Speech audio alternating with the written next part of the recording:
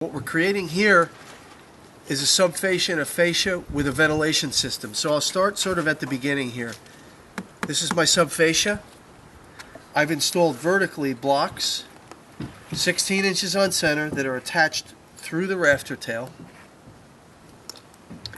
Between the blocks, which is here, and I have this line to keep everything level, I have a strip vent. So this is a ventilation where air is going to go in. Next, we're going to put a fascia on top of this. So our new subfascia and fascia system has a strip vent underneath, fascia on top, air enters in, and goes up under our cold roof. This shot here is just to show you we now have fascia board on, and our fascia board is over our vertical blocks and over our horizontal strip vent, which is to vent the eave. What I like to do is, and you can kind of see this here, is I like to drop this fascia down 1/4 inch, just so this fascia overhangs the strip vent and the verticals by roughly 1/4 inch. That's just a personal preference thing. I like to have that reveal there. As you can see, we're seaming the fascia together on the vertical blocking, so the vertical blocking is here to nail the fascia. So this is just a vertical shot of the assembly we just spoke of. You have your vertical blocking, which is 16 inches on center.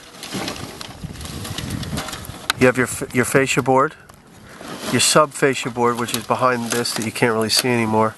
And then down inside, you have the strip venting, which allows air to enter in through under the fascia board, enter into the cold roof cavity. We're creating a cold roof cavity, so it's not an attic ventilation or a cathedral ceiling ventilation. It's a cold roof above the roof deck. So it'll enter in through the eave, travel through the channel of the cold roof, and up and out through the ridge venting.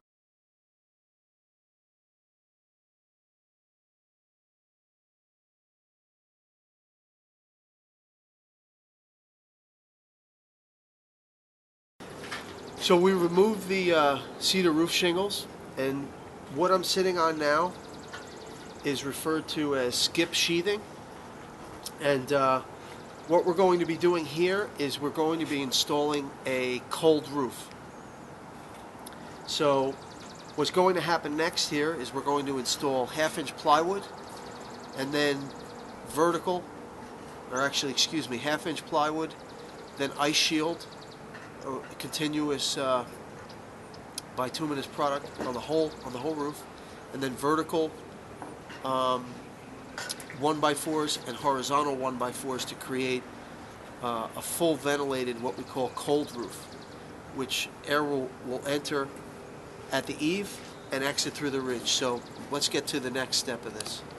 This is the first step of our cold roof.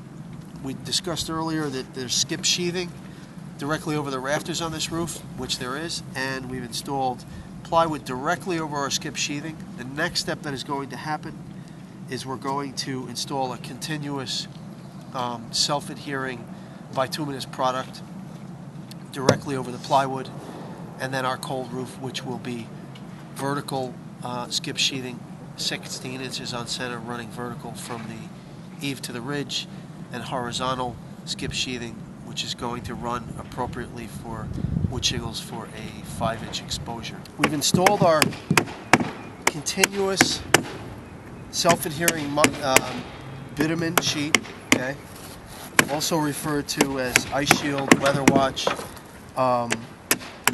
This could have been felt paper, this could have been EPDM. I like both EPDM and self-adhering bituminous membrane, such as this one. And what we did here is, so the second step of the cold roof is the underlayment, which in this case is the self-adhering. The third step is the vertical purlins, we'll call it, okay? The vertical purlins. As you can see, they're roughly 16 inches on center. They're on the center of the rafters, so they're attached. They're not completely nailed off yet, but they're attached through the rafters. And a quick important note about a cold roof is, you can see here, we've raised up the rake and the gable board to accommodate the new thickness of the roof. And the additional thickness of this cold roof is 2 inches. So we have a 1/2 inch for our plywood, we have 3/4 of an inch for the vertical purlin, and then we have 3/4 of an inch for the horizontal skip sheathing, which you're going to see next. Now this will allow, this channel right here will allow our air which enters down at the eave to travel through this bay and up and out through the ridge vent. Our horizontal purlins, or skip sheathing, which will be next, will allow lateral airflow to vent, in this case, our wood shingle roof. So, lastly, we talked about the vertical purlins that were installed over the rafters, and we've now installed our horizontal skip sheathing, which is installed appropriate for a 5-inch exposure. In this case, the shingle is an 18-inch taper sawn shingle, Alaskan yellow with a 5/8 butt. So this skip sheathing has been placed to accommodate that 5-inch exposure. Now, again, just to go over the airflow aspect of this cold roof, this assembly is in place to accommodate for airflow to travel from the eave up to the ridge. And these vertical purlins accommodate for that. And then this horizontal skip sheathing accommodates for lateral airflow between the cedar roof to vent the roof. So air comes in through the eave, exits through the ridge, cooling off the space, and then the airflow laterally amongst the entire cedar roof happens as a result of this skip sheathing. So this is the cold roof. First step was plywood. Second step was self-adhering bitumen. Third step, vertical purlins. Fourth step, horizontal skip sheathing. Next step will be cedar.